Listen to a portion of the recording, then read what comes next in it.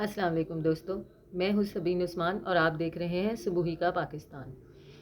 دوستو، جس طرح سے آپ لوگ جانتے ہیں کہ جب تک مغویہ بچی لاہور میں تھی، جب تک مغویہ بچی ان لوگوں کی کسٹڈی میں تھی، ظہیر کے، شبیر کے، زنیرہ ماہم کے ہاتھوں کھلونا بنی ہوئی تھی، تو ان لوگوں نے ایک کام پکڑا ہوا تھا۔ ہر 1 2 دن 3 دن گزرنے کے بعد یہ بچی کی کچھ نہ کچھ تصاویر وائرل کر دیا کرتے تھے۔ ہر 2 4 دن گزرنے کے بعد زنیرہ ماہم صاحبہ بچی کا کوئی نہ کوئی عجیب و غریب قسم کا انٹرویو کر لیا کرتی تھی، جس میں آ کر بچی یہ بتاتی تھی کہ میں ظہیر سے محبت کرتی ہوں، میں ظہیر کی محبت میں خود سے گھر سے بھاگی ہوں، ظہیر کا کوئی قصور نہیں ہے، میرے والدین مجھے مارتے پیٹتے ہیں، اس وجہ سے میں گھر سے بھاگ گئی ہوں، وہ میرے کزن سے شادی کرانا چاہتے ہیں۔ یہ سب ایک رٹی پٹی سٹوری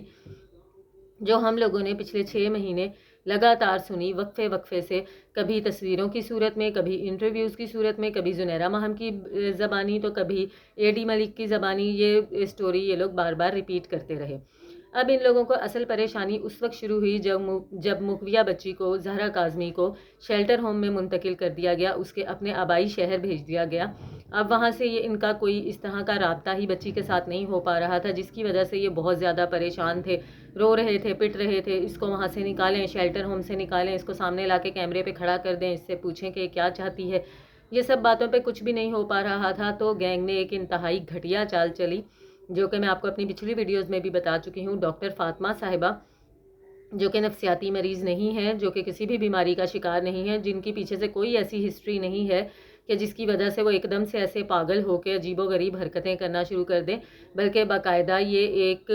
پلاننگ کے تحت ایسا کیریکٹر بنا کے اس کیس میں گھسایا گیا، اور اس خاتون کو جو ہے، اس ماہر نفسیات کو، جو کہ ماہر نفسیات بھی کہتے ہوئے مجھے شرم آتی ہے، اس کو شیلٹر ہوم میں گھسایا گیا، بچی کے پاس بھیجا گیا، بچی کی ذہنی حالت کو بہتر کرنے کے بجائے مزید بگاڑنے کے لیے۔ اب اس خاتون نے جو کارنامہ سر انجام دیا، وہ گینگ کے جو ہے گینگ کی جو اصل چال تھی اور جو گینگ کی جو خواہش تھی، اس کو عملی جامہ پہنانے کا کام اس خاتون نے کس طرح سے سر انجام دیا کہ یہ شیلٹر ہوم سے اس کو باہر تو نکال کر لا نہیں سکتی تھی،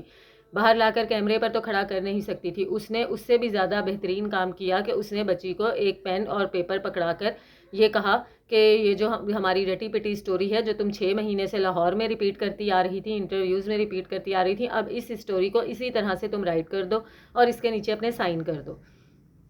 بچی نے وہ سٹوری اسی طرح سے لکھ دی، سیم وہی باتیں جو ہم بہت مرتبہ پہلے سن چکے ہیں، سیم وہی کہانی جو بار بار اپنے انٹرویوز میں جو دعا زہرا کے ساتھ زنیرہ ماہم صاحبہ نے کیے، اس میں وہ دکھاتی رہیں، وہ چلاتی رہیں، ماں باپ کے سینوں پر مونگ ڈلتی رہیں، وہی کی وہی باتیں، وہی کی وہی کہانی پیپر پر لکھوا کر اور بچی سے سائن کروا کر اب وہ زنیرہ ماہم جو ہے اپنے چینل پر لے کر کھڑی ہو گئی ہیں۔ یہ دیکھیں، یہ زہرا کاظمی نے اپنے ہاتھوں سے رومن رائٹنگ میں لکھا ہوا خط، جس میں کہ وہ بتا رہی ہے، اور اس میں آپ دیکھیں کہ مار کا ذکر کتنی مرتبہ ہوا ہے، 10 مرتبہ مار کا ذکر ہوا ہے۔ مجھے ایک بات بتائیں،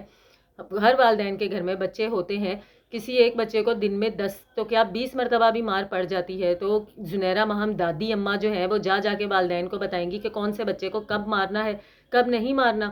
10 مرتبہ مار کا لفظ استعمال ہوا ہے، 20 مرتبہ مار کا لفظ استعمال ہوا ہے، یعنی کہ انتہائی بچگانہ اس خاتون کی باتیں ہیں، انتہائی بچگانہ باتیں لے کر یہ کیمرے پر آ جاتی ہے، اور مجھے ان لوگوں پر حیرت ہے جو بیٹھ کر اس کی باتیں سنتے ہیں، اس کو ویوز دیتے ہیں، اس پہ کمنٹس دیتے ہیں۔ اب یہ اس طرح کا خط یہ سامنے لے کر آ چکی ہے، جو بالکل اسی طرح سے ہے جس طرح یہ بچی کی برین واشنگ کر کے انٹرویوز کروایا کرتے تھے۔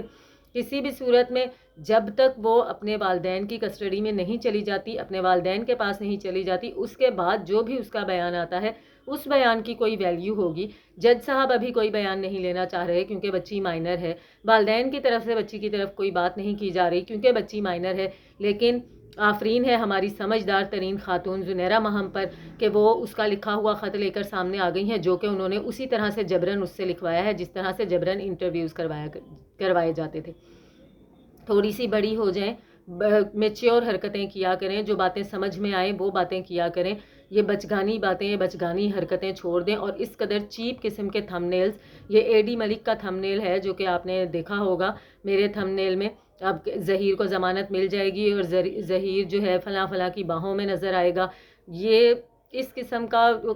کانٹینٹ ان کو ملا ہوا ہے۔ پھر یہ خاتون جو ہے آ کر رو دھو کر کہتی ہے، ہم لوگوں کو تو کانٹینٹ چاہیے، ہمیں تو کانٹینٹ مل گیا ہے، بس ہم یہ نہیں سوچ رہے اس بچی پہ کیا گزر رہی ہے کیا نہیں۔ آپ کیا سوچ رہی ہیں یہ سب کو نظر آ رہا ہے، کبھی آپ کوئی خط لے کر سامنے آتی ہیں، کبھی آپ کوئی انٹرویو لے کر سامنے آتی ہیں، آخر تو آپ اس بچی کی جان کیوں نہیں چھوڑتی، کیوں اس کا پیچھا نہیں چھوڑ دیتی ہیں؟ آپ کو اتنی کیا پریشانی ہے؟ آپ کو خدا کا واسطہ ہے اس بچی کی جان چھوڑ دیں، کیس کا صحیح فیصلہ ہونے دیں، کیس کو کسی حتمی طرف لگنے دیں۔ آپ کی بہت مہربانی، آپ پر چاروں پانچوں ہاتھوں سے لعنت ہے، لعنت ہی بھیجی جا سکتی ہے۔ جب تک آپ باز نہیں آئیں گی تب تک صرف آپ کو لعنت بھیجی جا سکتی ہے۔ ملتی ہوں آپ سے اپنی اگلی ویڈیو میں، تب تک کے لیے اللہ حافظ۔